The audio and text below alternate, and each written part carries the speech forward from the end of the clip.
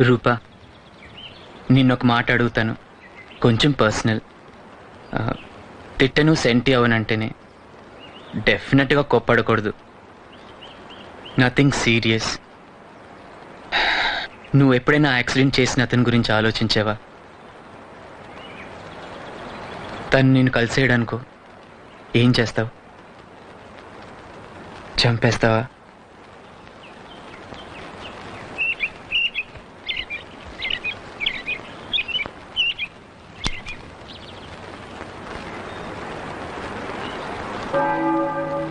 నాకు అతని గురించి ఏమీ తెలియదు.